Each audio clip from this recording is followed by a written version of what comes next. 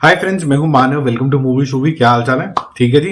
पूछना जरूरी होता है, मूवी शूवियंस का ध्यान रखना जरूरी होता है क्योंकि वही तो पॉजिटिव फोर्स है भैया। बाकी सब तो पता नहीं क्या नेगेटिविटी फैलाने में लगे रहते हैं। Anyways, coming back to a horrifying series which is Indian predator और इसका चौथा भाग which is called as beast of Bangalore. और इसको मैं देखने से पहले ये सोच रहा था कि साउथ में तो सब भगवान पैदा हुए हैं, तो यहाँ पर क्राइम कैसे हो सकता है?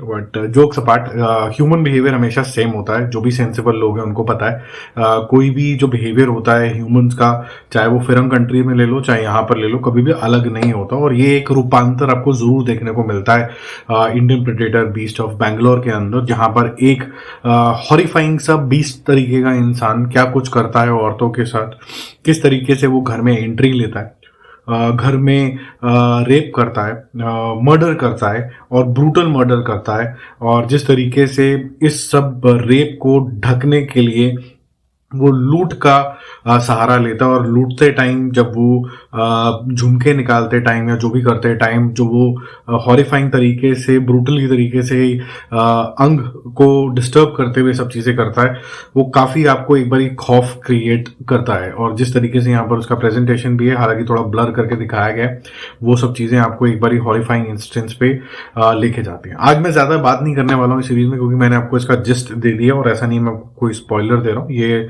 सब चीजें आपको इसके प्रमोशनल टीजर के अंदर, ट्रेलर के अंदर भी देखने को मिल गई। 1990s की कहानी है। बेसिकली एक इंसान है उमेश रेड्डी, उसके बारे के अंदर है।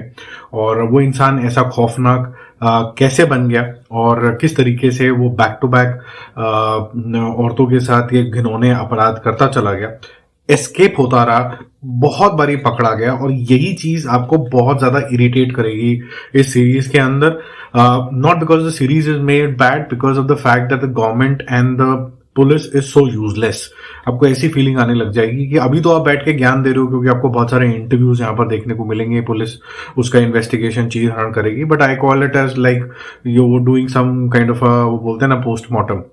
बट जब करने की बारी थी तब बैक टू बैक वो सेम एक्सक्यूजेस देके बार बार फरार हो जाता था, और फरार होने के बाद वो फिर एक ही चीज करता था, मर्डर।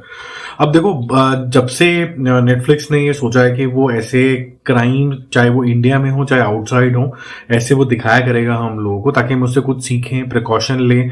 जो इंटेंशन मेरे ख्याल से क्राइम पेट्रोल का भी होता है, यहाँ पर वो थोड़ा सा इसको कम सेंसेशनलाइज करते हैं, थोड़ा सा ड्रामा क्रिएट करते हैं ताकि आप उस जोन के अंदर जा पाए, वो हैवानियत थोड़ी सी फील कर पाए, ताकि आप जो मुद्दा है उसको गंभीरता से लें। लेकिन यहाँ पर मुझे ऐसा लगा कि यार कुछ चीज इस वाली सीरीज में ना, एक चीज मिसिंग थी। बहुत सी बारी नेटफ्लिक्स एक अच्छा काम करता है, जो यहाँ पर थोड़ा सा मेरे को मिसिंग लगा, कि रियल इंटेंशन, मनोदशा, mental state of Umesh Reddy क्या है, ये मुझे अभी भी नहीं पता है। और अगर आप सीरीज देखोगे तो आपको भी नहीं पता चलेगा, सिवाय एक लूज स्टेटमेंट के कि आदमी संकी पागल है। बट यूजुअली क्या होता है कि इसका जो ओरिजिन स्टोरी होता है, या फिर ये क्यों हो रहा है, और एक राइटफुल क्लोजर की तरफ क्या ये जाएगा कि नहीं जाएगा, आपको कहीं ना कहीं कुछ इंडिकेटर्स मिलने शुरू हो जाते हैं। तो ये चीज आपको थोड़ी सी फ्रस्ट्रेटिंग लगेगी कि ये थोड़ा सा कवर नहीं हुआ है, और आपको मोटिवेटर समझ में नहीं आता है ढंग से कि उमेश रेड्डी ये कर तो रहा है और बार बार होता हुआ भी आपको नजर आएगा, एस्केप होता हुआ भी नजर आएगा, लेकिन ये क्यों हो रहा है।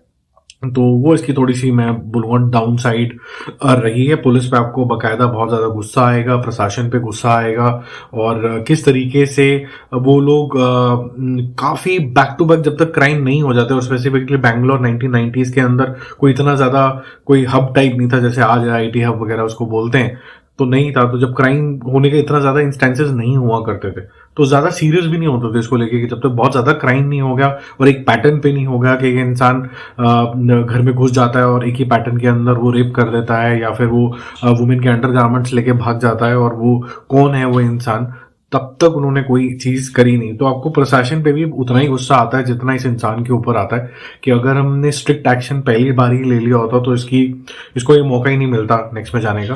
फिर जिस तरीके का राइटफुल क्लोजर होना चाहिए कि क्या इसको सजा मिलती कि नहीं मिलती है, वो आप देखो, और किस तरीके की पिटिशन फाइल हो रहे हैं, और कौन लोग हैं जो पिटिशन फाइल कर रहे हैं, आप उनकी भी मनोदशा भी दिखानी जरूरी है कि आप पिटिशन इस तरीके के इंसान की फाइल कर रहे हैं। एनीवेज, इसको मैं कोई रेट नहीं करूंगा क्योंकि ये जो सीरीज होती है समाज में जो इंसान है और इंसानियत है उसके विपरीत वाले जो लोग होते हैं, जो हैवान होते हैं, उनको दर्शाती है। और इंसानों को ये बोला जाता है कि इनसे कैसे आप अपने आप को सुरक्षित रख सकते हैं। तो अपने आप को सुरक्षित रखें, और इस सीरीज से अगर आप कुछ सीख सकते हैं, स्पेसिफिकली घर में जो भी औरतें हैं और उनको भी सीखना चाहिए, जो बाकी फैमिली मेम्बर्स है वो भी, उनको भी देखना चाहिए कि कैसे अपने फैमिली मेम्बर्स को वो सेफ रख सकते हैं। बाकी हम मिलेंगे यार और रिव्यूज के साथ बहुत ही जल्दी। If you are new here to the channel Movie Shoovy, then don't forget to subscribe it.